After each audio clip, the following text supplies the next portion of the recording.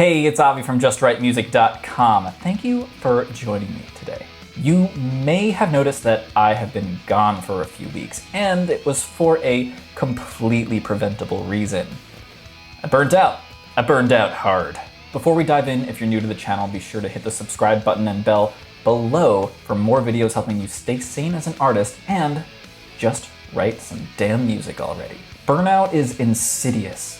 It's so easy to just keep plugging away and going and going and going, and you tell yourself, oh, I'll take a break later, or I'll get away at some weekend, some imagined far-flung weekend in the future. What's worse, if you love what you do, you want to work. You want to succeed. So what do? How do we avoid burnout when we love what you do? In this video, I want to go over 3 things that I should have done better and should have known to do better that ultimately led to an utter physical and mental breakdown. The first thing I want to talk about is you gotta know your limits. This is probably my biggest sin here. I just kept throwing more and more and more on my plate, thinking that I would just get it all done. It's no wonder that I rode myself ragged. Of course, I got nowhere near done as much as I wanted to. Here's the lesson that I took away from just putting way too much on my plate, for not knowing my limits.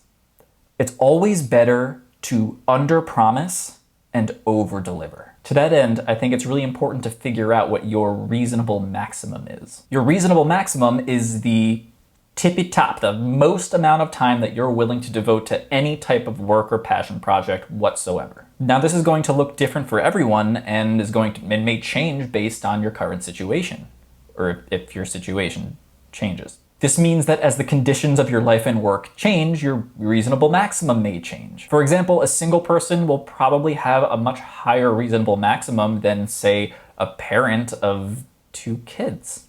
If you take on more than your reasonable maximum, like I did, it only takes one more straw to break the camel's back. As I kept saying to my partner over and over again this year, babe, it's a camel. And she looked at me exasperated and just be like, what are you talking about? Because I don't make sense, and that's what she has to deal with. The camel's back thing goes even further. It resonates even more for me because over the period of the last month, I've had 2, maybe 3 back injuries. So, relevant.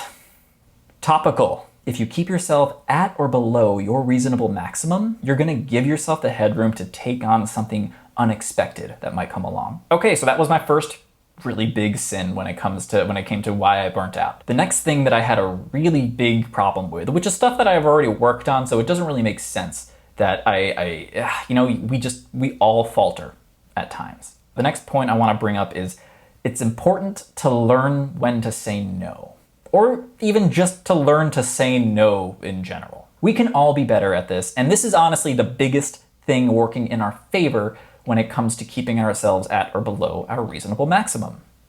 My glasses are so low, they keep falling. We want people to like us, and we often translate that into trying to provide some type of value for them. The thing is, no one wants us to kill ourselves or put ourselves out over a favor or over a project. If you can't take something on, try saying something like, thank you so much for thinking of me, but it's just not the right time for me to take on another project right now. In fact, we can get just a little sneaky and clever about this and even provide value while saying no.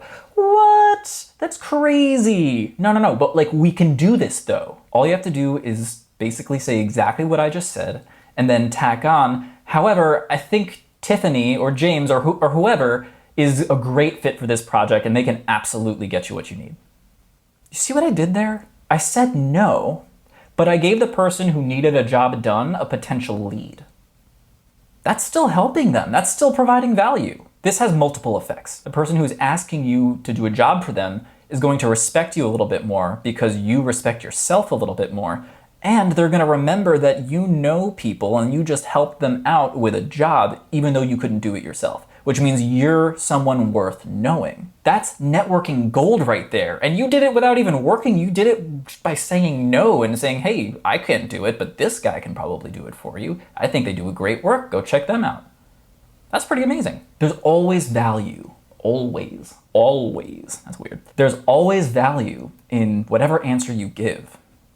Sometimes in order to go that extra level, you just have to dig a little deeper. And this is so hard to say no when we love our jobs, which makes it even more imperative to do so. It can be insidious. You know, when we're succeeding, when we're doing well at our job and at our craft, we want to keep that good feeling going.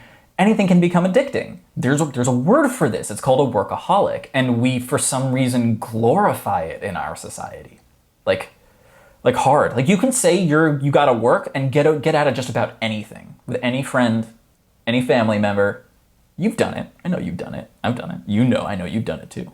Don't play with me. The problem is that this creates an unreasonable expectation of what a productive person looks like. But the reality is that that image is a person who is only productive in their professional life. Chances are their social life and their family life and their romantic life may be stagnant. Saying no is an act of self-care. I'm going to say that one more time. Saying no is an act of self-care.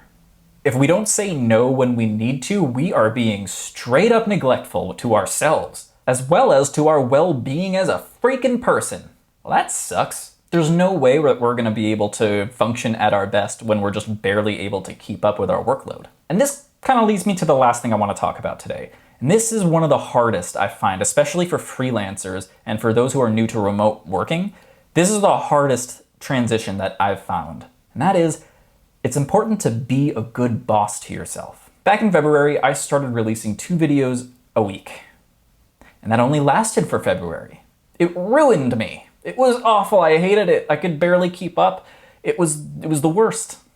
Even though I really loved what I was doing. I was working way too hard and I wasn't treating myself well as an employee. I was okay. I was actually pretty damn good at keeping the structure of my work hours, but within those work hours, I wasn't really taking care of myself. I would routinely just not eat during the day and only eat something for the first time at dinner because I was just trying to power through and get all the work done I possibly could. Forget about exercising. I wasn't giving myself any time to do it. I wasn't even eating, for God's sakes. Like, it was ridiculous. The problem here, though, is that as an employee, as someone actually doing the work, you're like, this sucks. This isn't fair. I don't want to do this anymore. So you start to slack off, like any employee in that situation would. The only problem is there aren't any other employees when you're a one-person business to pick up that slack. So you just get caught in this negative feedback loop. When I think about the way that I want to live my life, that's not it.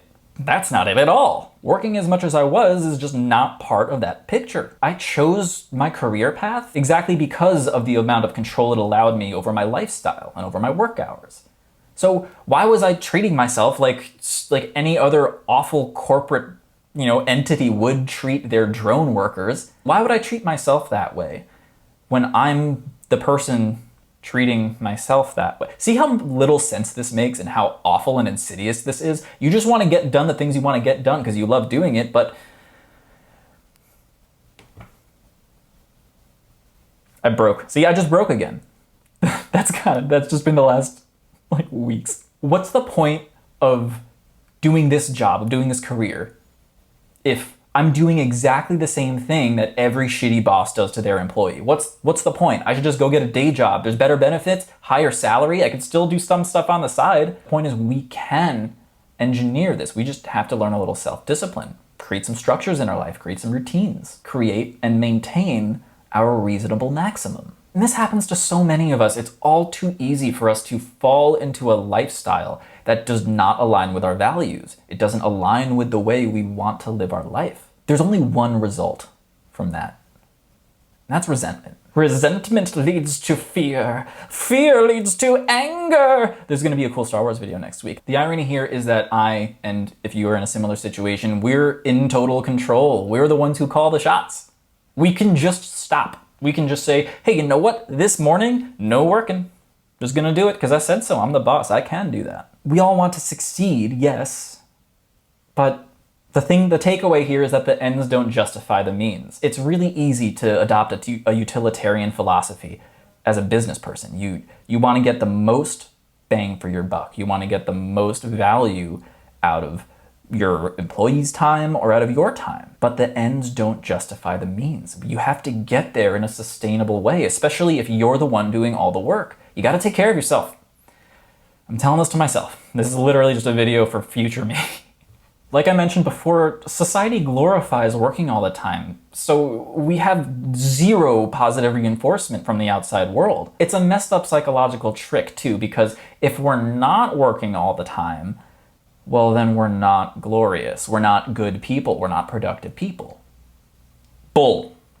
I hate that. Let's just squash that aside. Let's get that out of here. None of that. We need to stop this narrative in its tracks. This is literally how people kill themselves. It'll take lots of time to move the cultural needle to a more human-friendly place, but we can move our own personal moral compasses to value our own labor more. This transcends self-employment too. If you put greater value on your labor and create a lifestyle for yourself that helps you work at your absolute best, at your most optimum, efficient, greatest possible quality work that you can do, your value will also increase. The perceived value of you as a laborer, as an employee, will increase. Your employer will see that, and because you'll also be putting more value on your labor, you'll be able to negotiate a higher salary because you're gonna know your value, and your employer will too. This is like classic who's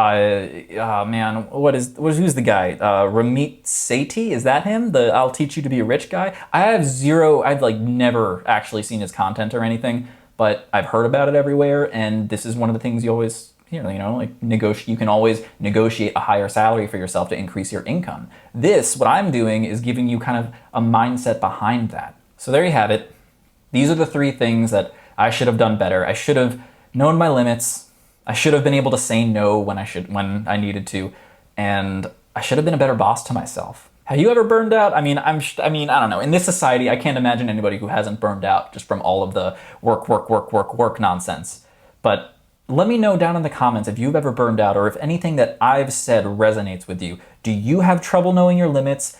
Do you have trouble saying no? Or are you a terrible boss to yourself? Let me know down in the comments. It's so hard to tell yourself to stop working, especially when we love what we do. That's an amazing thing. That's a blessing that we have right there. But we still have to take care of ourselves, mentally and physically, so that we can do what we love to do better and consistently and sustainably. Otherwise, what's the point? No pitch this week, but if you are interested in supporting Just Right Music, like, comment, and subscribe. Go watch a couple of videos. Make sure you watch to the end. That is crazy helpful. And yeah, I'll see you around. Thanks for being here. You can also head down to justrightmusic.com because we've got other stuff going on over there. All these videos are there. There's free guides and stuff that you can check out. Go on. It's a fun time. As Aaron Mahnke from the Lore podcast likes to say, I like it when people say hi. Thank you so much for being here. I'm really excited to bring Just Right Music back into balance. Regular content starts off again next week, but we're going to be doing it on Tuesday for May 4th for a very special Star Wars episode, because I am a Star Wars fanboy, and I'm going to talk about it because Star Wars music and John Williams, right? Yeah. So I'll see you guys on Tuesday. I'm Avi from justrightmusic.com. Don't forget to be awesome. Peace out.